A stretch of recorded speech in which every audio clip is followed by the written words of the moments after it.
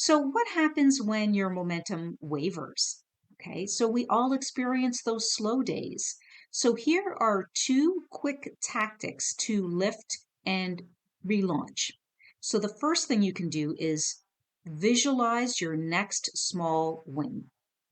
So, perhaps it's sending one insight or reconnecting with a past contact, and then just set a clear time to do it.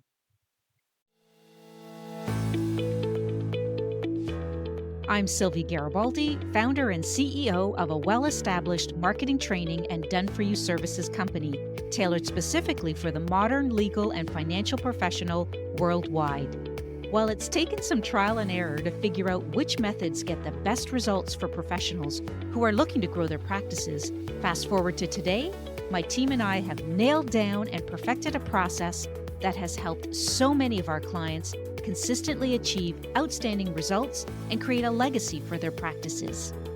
I created the Serve First, Sell Later marketing podcast to give you simple, actionable, non-salesy, and results-driven marketing to grow your legal or financial practice like so many of our clients have. If you're a lawyer, mediator, financial, or divorce professional who is looking to become highly visible and wants to create a practice that makes an impact, then you're in the right place. Let's dive in. Hello, everyone, and welcome back to episode 94 of the Serve First, Sell Later marketing podcast. I'm your host, Sylvia Garibaldi. So, if you joined us for episode 93, you might remember how we uncovered that being a modern rainmaker is not just about charisma, it's about habits that you can learn. And I talked about committing, connecting, and creating. So today, I want to actually pull it all together. So I want you to think of this episode as your activator coaching session, if you will. So it's going to be a bite-sized, feel-good workshop where these ideas go from theory to practice with real momentum and no fluff. So here's how we're going to approach this today. First off, I invite you to check in with yourself, and not in a cheesy way, just a moment to reflect on where you're starting from. Then we'll set the focus for today. So I want you to pick one activator habit that you want to lean into, and then we'll explore your next steps. And by that, I mean getting clear on what action could look like in real doable terms. And then finally, we'll land with you crafting a plan that feels aligned with your rhythm, your role, your goals, whether you're flying solo or leading a firm. So, whether you are a solo professional or part of a team, this session is for you, really, because it's not about doing it all.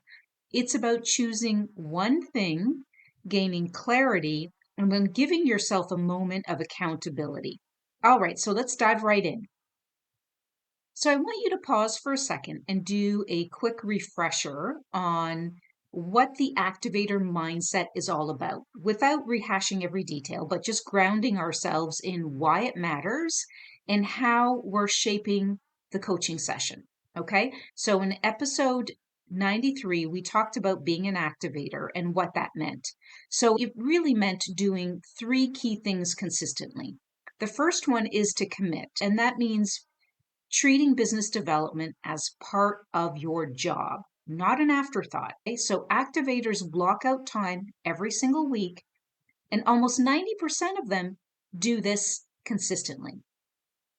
The second thing to do is to connect, and this is about building meaningful relationships, not just with clients, but colleagues, prospects, influencers, because activators spread their touch points widely and wisely. Okay, so it's about networking with purpose.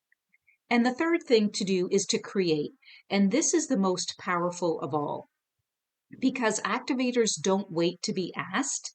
They spark value, whether it's sharing a critical ruling, a trend, an early insight, a tip. They're always adding value before the ask ever comes. Okay, I hope that's making sense. So when someone leans into all three, meaning commit, connect, and create, even if it doesn't come naturally to them, they can still increase their revenue by up to 32%. Okay. And this is Not hypothetical. This is documented in the Reuters article. So today's coaching session is not theory. It's about turning those habits into your own habits that you're going to engage in every single day. So we're moving from talking about activators to becoming one. All right. So let's dive into what this actually looks like. So I want to shift gears and get hands-on with your own activator journey. So today we're using a simple but powerful coaching method to really help you move from insight to action. And it's a structure that you call GROW, GROW. And here's how it works. G is for goal. Okay, so what's the one clear thing that you want to make happen? Maybe it's I want to reach out to 3 prospects this week with insights, or I want to start sending one thoughtful message to someone in my network every Monday. So that's setting a goal, a small goal of some kind. R is for reality. Where are you right now? Okay. What are you already doing? What's getting in the way? Are you sitting on your to-do list? If so, why? Or maybe you're always meaning to reach out, but you're never quite doing it. Or maybe you've started it, but it's sporadic and there's no consistency. Okay, so R is for reality, really just checking in and being authentic with where you are right now in that process. O stands for options. What could you do next? So ideas could be set a 15-minute block daily to do this, or draft messages on Friday only so that you're ready. So, for example, for a client of mine who had difficulty squeezing in marketing, we decided to allocate a couple of hours every Friday morning to her marketing implementation. So she knew, she had it in her calendar that marketing happened Friday mornings, and it just became routine. Okay. So W is for way forward. Okay, so what's your immediate next step? By when? And how committed are you? Okay, so for instance, I commit to scheduling 20 minutes every day at 9 a.m. to send one message. So by the end of the week, I will have sent 5 messages. I'll mark it down on my calendar, and if I skip it, I'll make it up the next day. Okay, so let me walk you through a quick example. So the goal this week could be that you're going to send one helpful insight, like an article or a market update, to a prospect. R is reality. So you've been meaning to do this, but mornings are rushed and it drops off the list, right? That's your reality. So what are your options? We move to O. O for options. You could set a daily reminder. You could draft the message in your notes app or prep everything first thing on Monday. So W is for way forward. And here's an example of how you could do this. You choose to set a 15-minute daily block at 9 a.m. You draft your insight by Tuesday and you send it by Wednesday. See, all in small little steps. Then check in on Friday. Did it spark a conversation? Okay. So this isn't just a formula. It's your personal activator playbook tailored to how you work, the rhythm you live by and what lights you up. So I want you to take a moment now and I want you to pause the episode or grab your notes and walk yourself through GROW, GROW, using something that you want to unlock this week. And when you're done, I want you to come back and then we will move on to the next section. By the way, if you're finding this episode valuable, I've covered related topics in past episodes that can help deepen your understanding. Please be sure to check out those episodes. I'll drop the links in the show notes so you can easily find them. Okay, so now we're moving from understanding the activator mindset to literally doing something about it. And I'm going to give you real prompts, tiny action steps that you can use in the next week to really start momentum. So let's break this down first for solopreneurs and then moving to firm leaders. So for solo professionals, you want to reach out to just one person this week, okay? It could be someone new or someone you already know, but you haven't spoken to recently. And then you're going to send them something of genuine value. No pitches, simply goodwill. And here are some examples. A recent article on a relevant case study or a new ruling, a helpful contact or referral, that's what you can send to them, a trend or insight that you came across that ties into their universe. Okay, so those are some examples of what you can do to reach out to them. The second thing you're going to do is you're going to track your outreach. And I want you to keep this simple.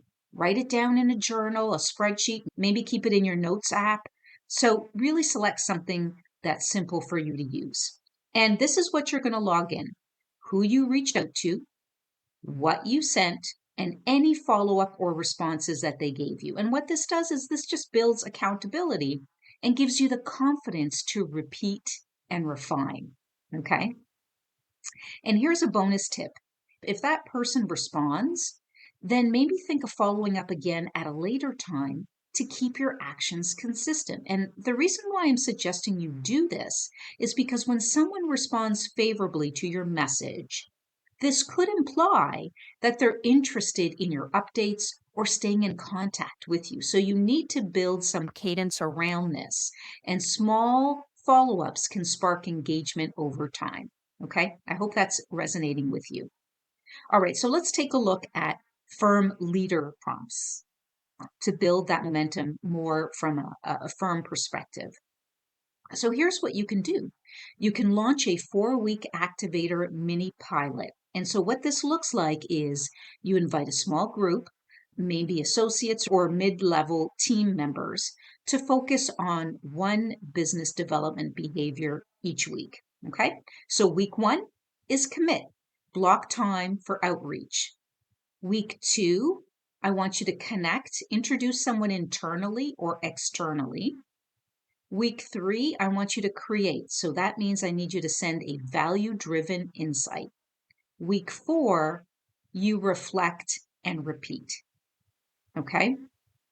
So the next step you're going to do is you're going to add a peer check-in. This is really important. So host a short, informal 15-minute check-in every week, whether it's via Zoom or in person, where participants share what worked, what was fun, what felt awkward.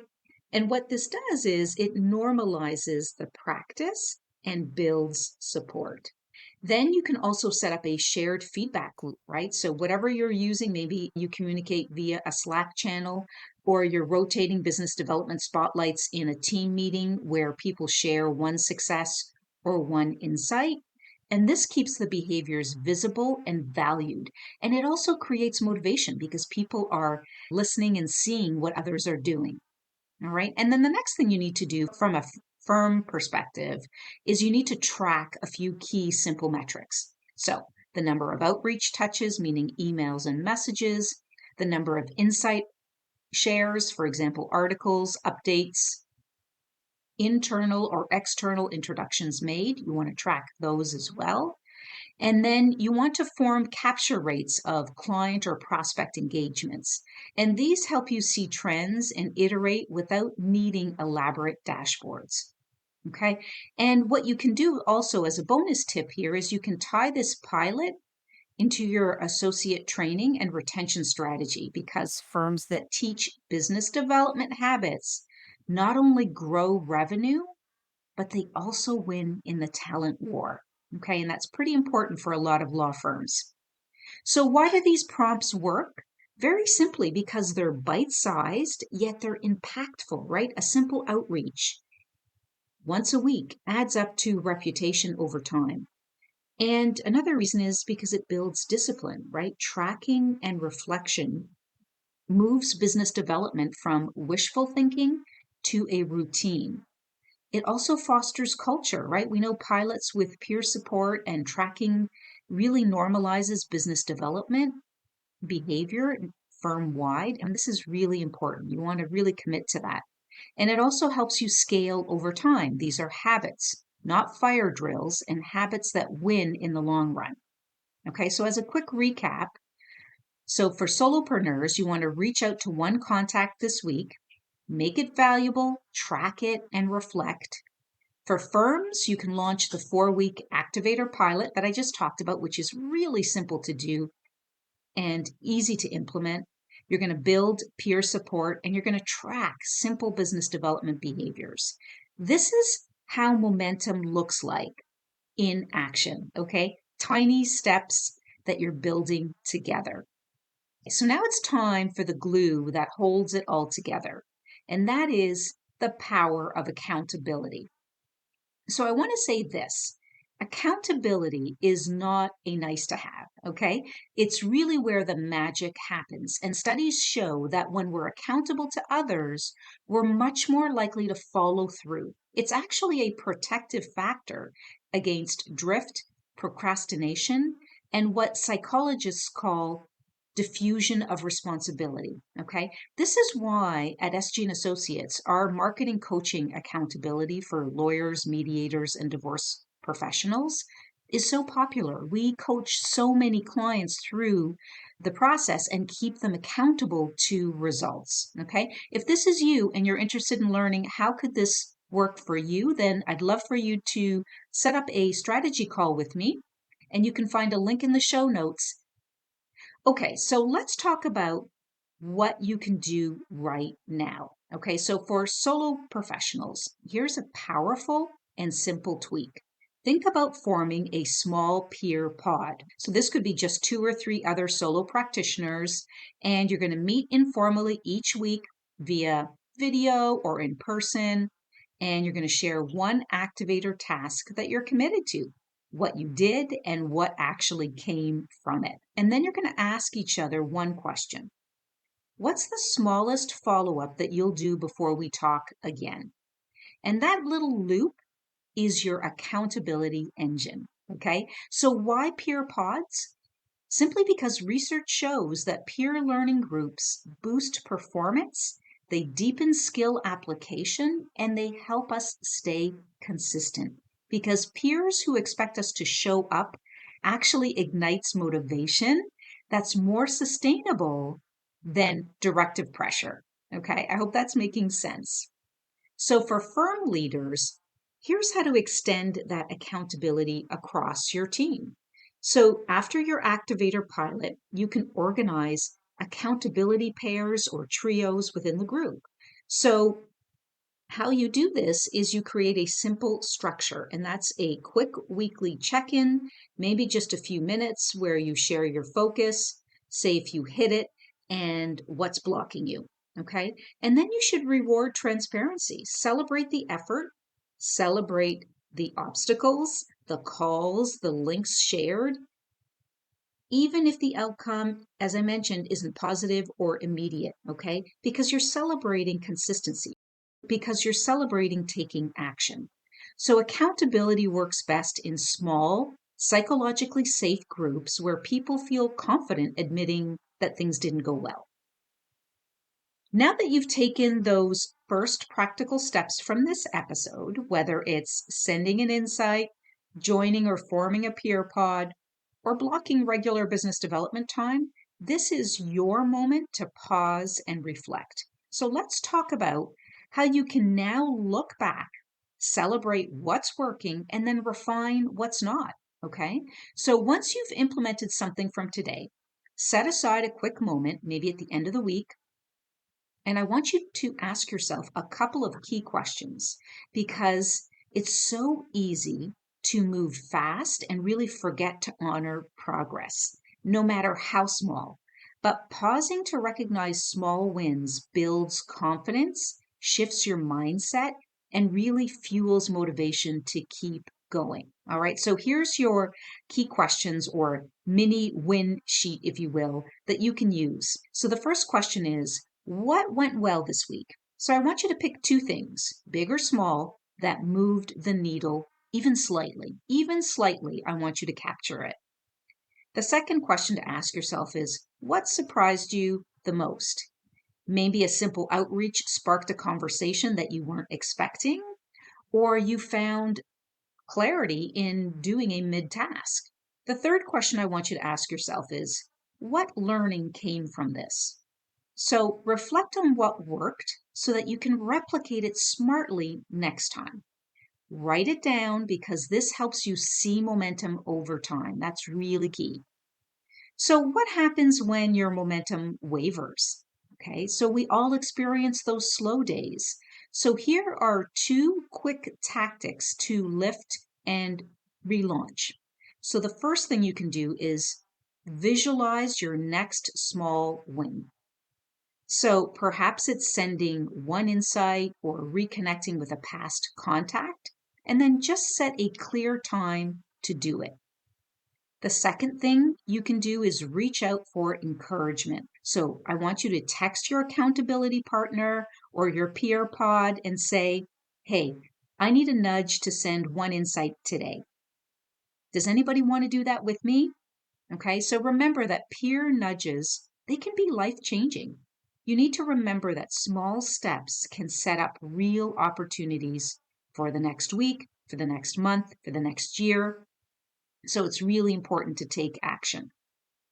So let's now craft prompts that you can revisit to keep building your activator habits.